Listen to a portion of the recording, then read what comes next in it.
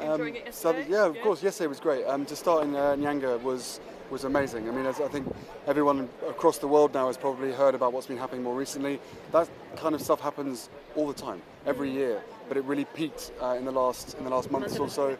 We've done our best to try and keep track of what's been going on. But South Africa was always going to be, or this Africa tour was always going to be fantastic.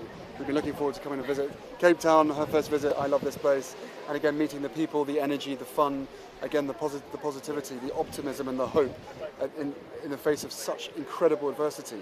There are young people and older people, men and women, trying to change what effectively has become the norm.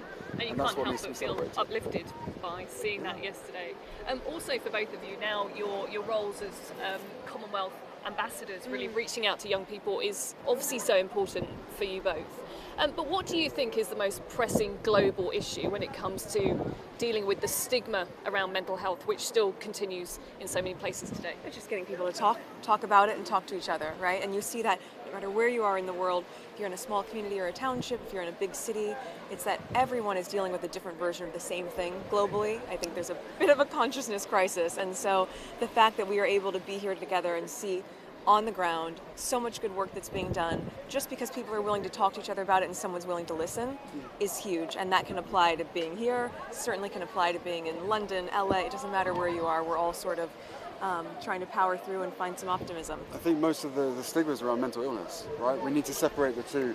As my wife's saying about consciousness, there's mental health, which is every single one of us, and then mental illness, which could be every single one of us. But I think they need to be separated because the mental health element touches on so much of what we're exposed to, these experiences that these kids and every single one of us has been through.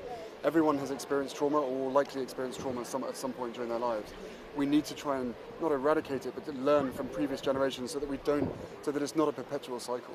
And I think what's amazing here is just in a day and a half, if that. Barely.